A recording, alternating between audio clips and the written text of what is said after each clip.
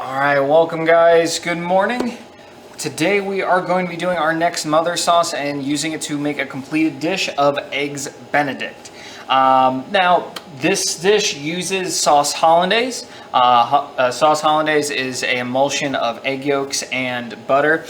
Today we are going to use that to make a completed dish. Now, today's lab is a bit more technical. It's not so much complex, but it just has a few steps that just require a little bit of precision and feel, as well as knowledge of how emulsions work. Okay, so first things first though, let's go ahead and go over the ingredients. First one is 2 to 4 slices of Canadian bacon. Now, unlike regular bacon that is made from the belly of the pig, Canadian bacon is cured from the loin or back of the pig. Okay, so now if you do not have this, feel free to use regular bacon. That is fine as well. You can really use any meat. I've seen people use smoked salmon, steak. One of my favorite eggs Benedict is made with ribeye steak, so that's up to you. I'm going to be going the classical way here with Canadian bacon. 2 to 4 English muffins that we are going to split with a fork. Okay. Now, as far as the amount of eggs, obviously that will depend on how many people you're serving. Generally speaking, you're going to need about 4 to 6 eggs.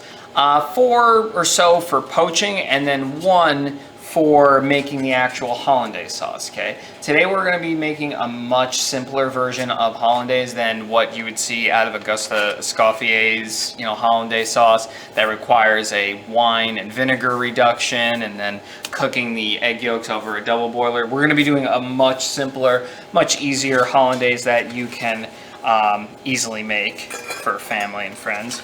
Okay, so I'll just take a couple of those out. Okay. You're going to need about a teaspoon or so of water just to help make the continuous phase of the emulsion. About the juice of about half a lemon or more. Now, if you don't have lemon juice, I would go with vinegar. However, I personally really like lemony hollandaise sauces. Just it for your own personal preference, but you do need acid in there in order to balance the fat we're going to be putting in here. Right now on the stovetop, I have 1 to 1.5 sticks of butter. That is about 6 to 8 ounces of unsalted butter, just kind of melting here. Do not use salted butter or any butter alternatives like Country Crock or anything like that. Okay, the flavor will be terrible. Use butter. Okay. All right, you're going to need a pinch of sugar, just a little bit, just to counteract the acidity and fat that we're putting in here. You're also going to need some white vinegar. You can just use cheap distilled white vinegar. We're going to use this for the poaching of the eggs. A pinch of cayenne pepper, or you can use any hot sauce of your choice, just a little bit. Sriracha works really well.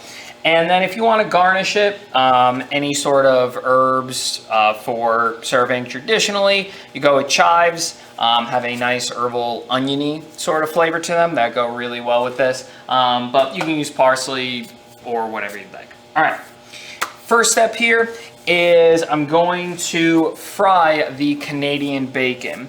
So I'm just going to turn the cameras here for just a moment. Now, one quick note that I did forget to mention here is when you're splitting an English muffin open, you don't want to use a knife. Part of why you want to use an English muffin is because it has a lot of nooks and crannies and little pockets in there. So the way you split it open is just by taking a fork and just punching it right around until it opens up. There you go. So now you have all nooks and crannies for the sauce to go into.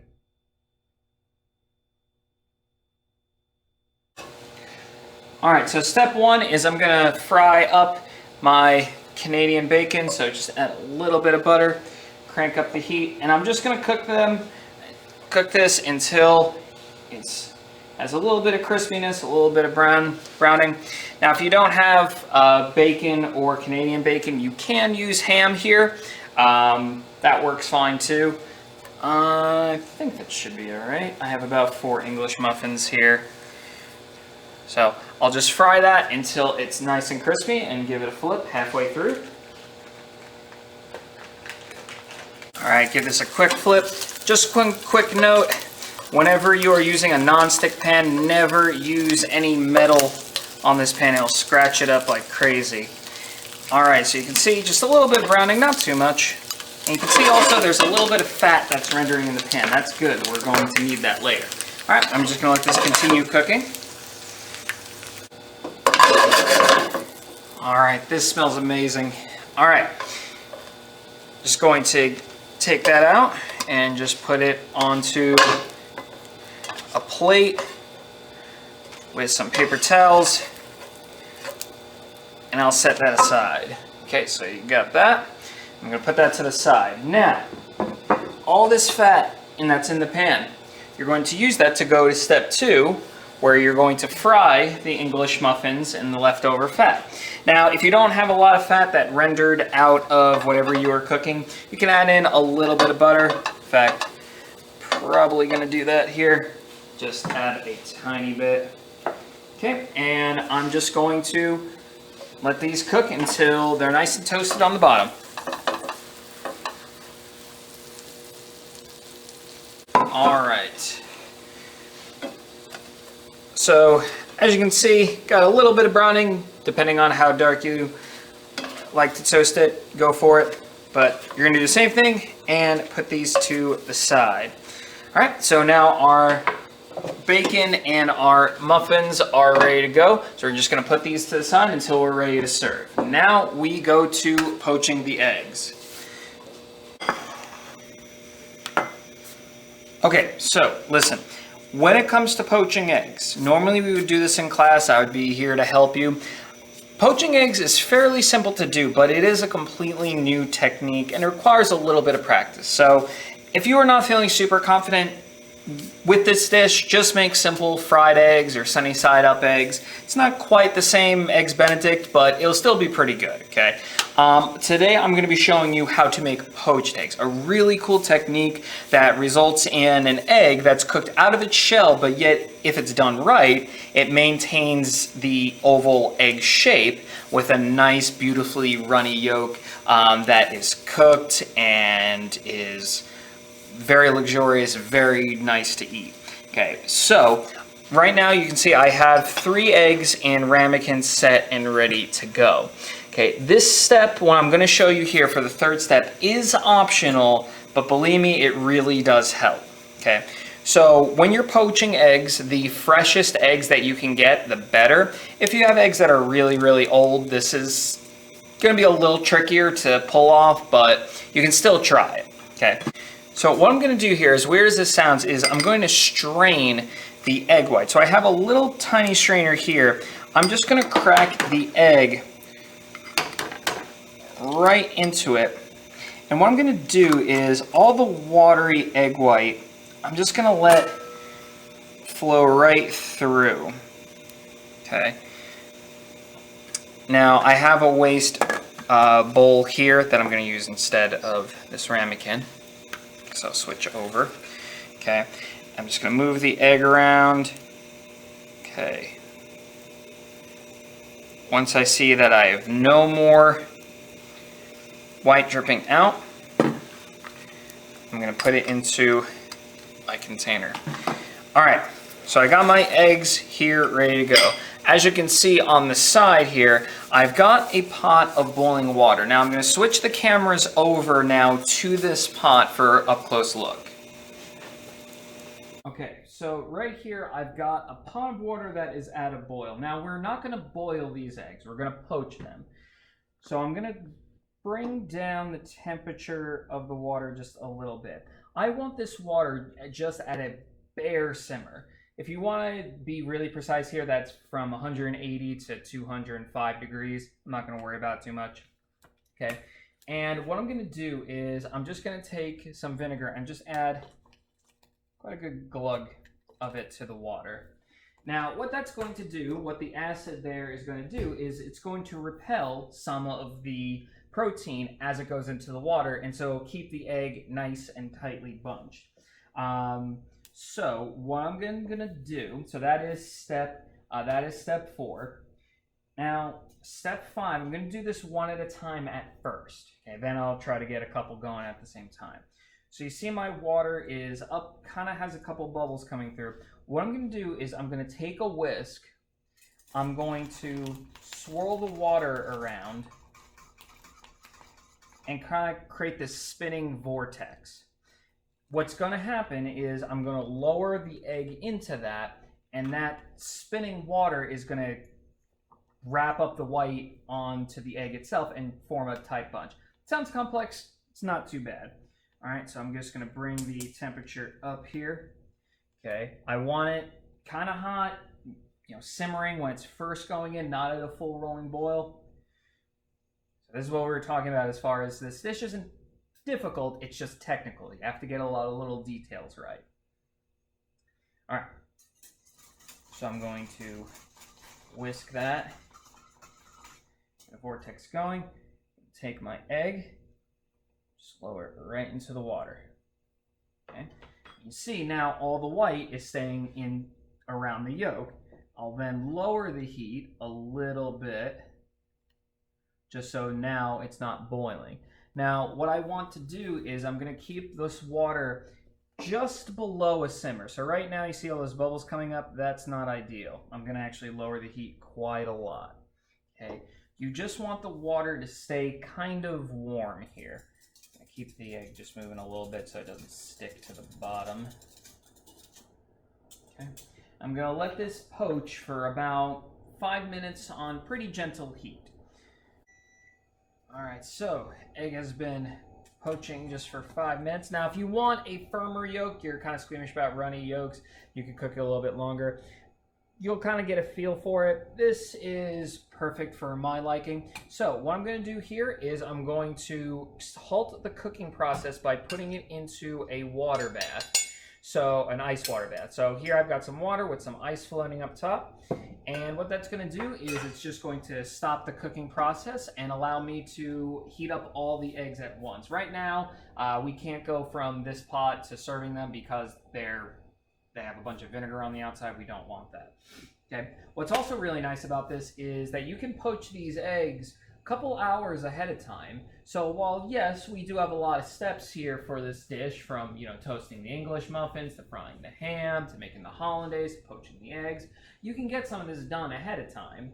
So it's a really nice meal to make for family, and just basically all you have to do is just reheat the eggs in water when you're ready to serve it. Now what I'm going to do is I'm going to do the same exact thing, except I'm going to do a couple eggs at a time. Now, back when I was working at Taste and See, one of my jobs was working the brunch service, and so I have poached thousands of eggs while I was working there. So hopefully, now that I just said that, hopefully I don't look stupid, and hopefully this doesn't fail. All right, so I got the water coming up to a simmer. Gonna whisk.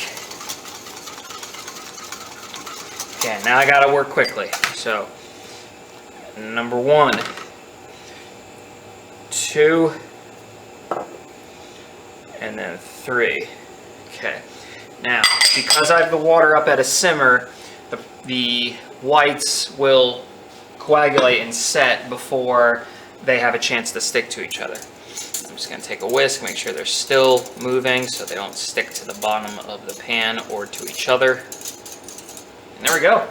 So 3 eggs all formed together. I'll lower the heat now so it's not boiling them to death. And I'll see you guys back in about 5 more minutes. Alright, now that all of my eggs are in the water bath here, what I'm going to do is I'm going to take the same pot, I'm going to dump out the water, all that vinegar water, and I'm just going to fill it up with fresh water and just leave it on the stove on about low heat just to keep it nice and warm. Okay, what I'm going to do later when I'm ready to serve this is I'm going to take my eggs that are chilled and just reheat them in the water bath nice and gently. So let's go ahead and take care of our hollandaise now. Okay, so just to recap real quick, so for step 5, you're using a whisk to swirl the water and to carefully poach the eggs for about 5 minutes. Step 6 is to chill the eggs in ice water until you're ready to serve. Now step 7 is we're going to make our hollandaise. So you're going to whisk together the egg yolk, the water, the lemon juice, the pinch of sugar, and the pinch of cayenne. Now I'm going to just separate the egg by using the best tool for the job, which is your hand. Just crack the egg right into your hand and let the white just kind of run right through. There we go. Okay, now we have our emulsifier. That egg is going to bring together the water phase of the yolk and the lime juice, and we're going to have our butter, which is sitting on the stove here, and it's going to bring them together and keep them together. All right, so I'm just going to whisk this together just until it's nice and light and gets a little thick here. Okay, now you can do this in a blender if you want. In fact, it's a real easy way to do this. It's pretty forgiving. You can also use an immersion stick blender if you have it. But here I'm going to go the old-fashioned way here. Okay, now what I'm going to be doing here, classically hollandaise is made using clarified butter. That is butter that has had its water completely cooked out of it and also all the milk solids strained from it. If you've ever used ghee, the Indian fat or the Indian clarified butter, it's very similar to that, okay? However, just to keep things simple, we're not going to do that. We're just going to use regular butter here. So what I'm doing here is I'm going to let the butter boil. So this is step 8, is I'm going to just let the butter melt and boil just until the butter is starting to kind of simmer down and kind of bubbling a little bit less here. Right now you have a lot of water in here that we're going to cook off. Now, if you want to be really precise, this would be 220 degrees is when this would be ready. Okay. Okay. All right, my butter is ready to go. So just to make this a little easier, I'm just going to pour it into liquid measuring cup. All right. So I'll just put that to the side here. All right. Now you want to do this while this is hot, simply because you want to use the heat in the fat to cook the egg yolks here. Okay, now let me just make sure the camera is perfectly set. Now, form this emulsion. I'm just going to add a couple of drops while whisking. Okay, remember, you are using the whisk, the shearing power of the whisk, to break up the oil droplets as it's going into the emulsion. If you add too much, what's going to happen is all that oil is going to pool up and it's going to just form a greasy, hollandaise, and you'll have a broken sauce in your hands. So go slow. Okay. Then this is where a blender or a stick blender really helps, because you can go a little bit quicker, or have the blender do the whisking and shearing for you while you're doing this. So just go into pause. Okay. If you notice the sauce get really, really shiny and almost greasy, it's broken. Now, I'm going to show you how to fix that. A broken sauce is not ruined. You can definitely save it, but it's a little bit of a pain. Okay, so I'd rather get it right the first time here. So, go nice and slow. If you have somebody in your family or somebody in the house with you, this is definitely something that you might want to just ask for them to help you out a little bit. Okay, switch arms here.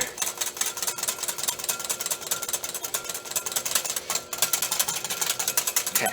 Now, as you form the emulsion, the sauce is going to get thicker. And as the sauce gets thicker, your whisk is actually going to be able to break up the oil droplets more and more and more. So, because of that, as we form this emulsion, you can actually go a little quicker as you do this. Oh, that might have been too quick. Hopefully it's not broken. Nope. Okay. Good. I was worried there for a moment. Okay. Continue going. Okay.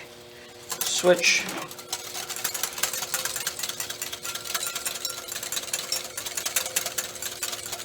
Okay. Now I can go at a fairly decent pace. You don't want to rush it. You'd rather go too slow than too fast. Let's see, the sauce is getting nice and rich, nice and buttery.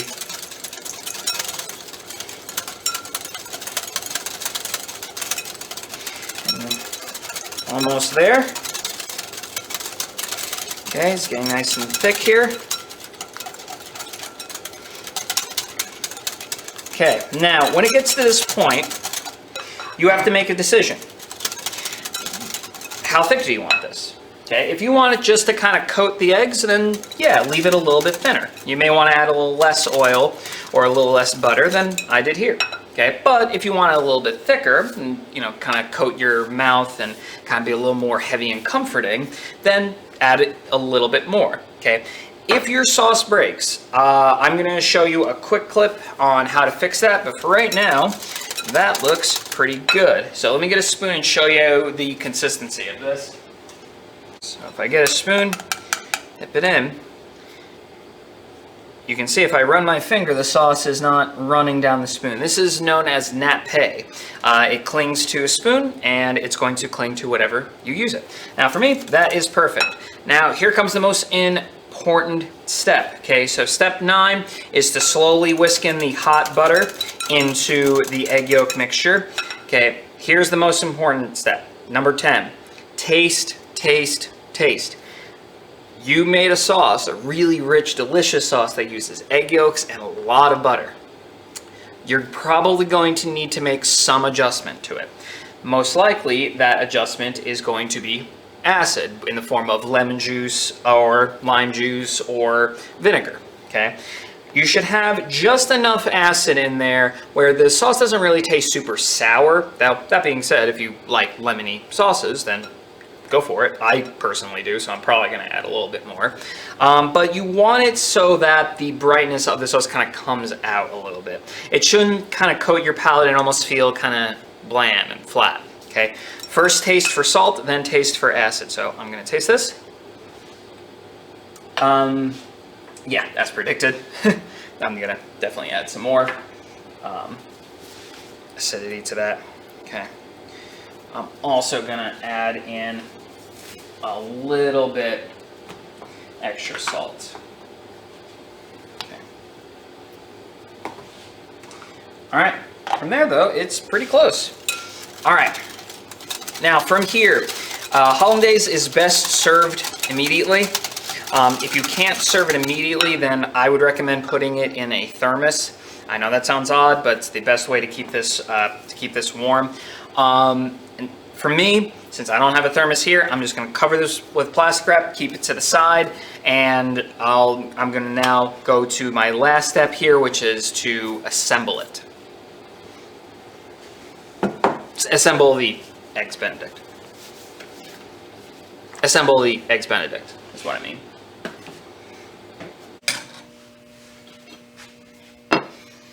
Alright, so now to assemble, I'm going to take 2 of my English muffins here, put a slab or 2 of Canadian bacon,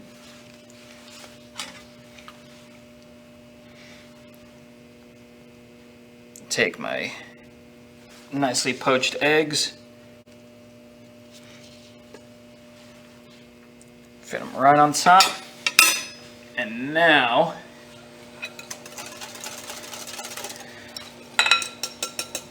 the best part, our hollandaise sauce. So just get a little bit and just spoon it right over the top.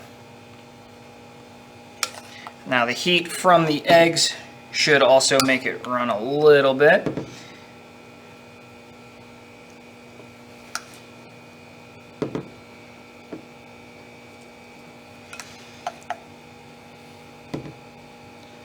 Look at that, that is a great breakfast.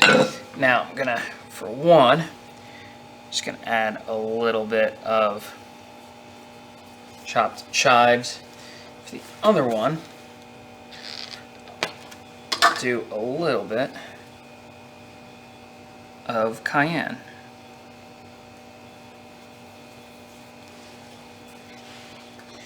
And there we have it. So, very delicious, great breakfast to have. If you've never had poached eggs before, this is a great way to try it. If you've never made hollandaise before, this is a phenomenal dish to try. Now, of course, you can customize this in your own way. If you don't have English muffins, you can use toast. Back at Taste and See, we used to make our own sourdough bread. You can do that. The meat can be anything you want. You can add as much as you want. I just, for demonstration's sake, only did one. And if you're not super confident about making poached eggs, make fried eggs, and that's easy enough to put on top here. Okay. If you have any questions, let me know. If you take on this lab, believe me, you are going to show off your skill. This is a great dish to make. Really shows off what you know, shows off your skill. If you have any questions for me, let me know, but I'm going to dig into this for sure. Now, what's really cool and great about poached eggs is if you never had them, cut into it, you have this nice, beautiful, runny yolk right in there that just enriches everything. It blends with the hollandaise sauce. You get a really rich texture. This is a great breakfast to have. So I'm gonna dig in here. So I'll see you guys next time. One real quick tip here. What if you make a hollandaise or a mayonnaise and it breaks on you? Here I have a hollandaise that you can see is very watery, and here I have a mayo that just did not form up. What do? Are you screwed? Is it done? Do you have to start over? No, not at all. All you need to do is just form that emulsion back up. So all you need to do is just take a new egg yolk, break that up, and just feed in your broken emulsion. So here I've got my broken hollandaise, and I'm gonna whisk that in very slowly. Okay. Now, chances are the reason why the emulsion got broken before is just because you went a little too quick.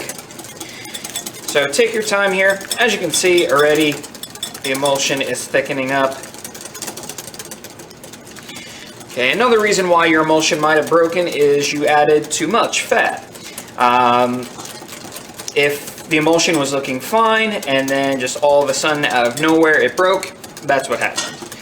Okay, so move that over. So you can see now my hollandaise is fixed. Now you probably want to go a little slower than I am doing right here, but you can see it's getting nice and thick. Okay, and so on. And so you can do this for any emulsified sauce. If you have any leftover Alfredo from a restaurant and you ever notice that when you put it in the microwave it becomes greasy, well, all you need to do is just reintroduce slowly in some of the lost liquid. So when you go to put it into the microwave, just put a splash of milk or two and stir it. Then microwave it for like 15 seconds, then stir it back up again, 15 seconds, and so on. You want to form that emulsion again. Okay, and there we have it. Okay, now my hollandaise sauce is fixed. My mayonnaise would be fixed. I can do the same thing here. Okay, and that's how you fix a broken sauce.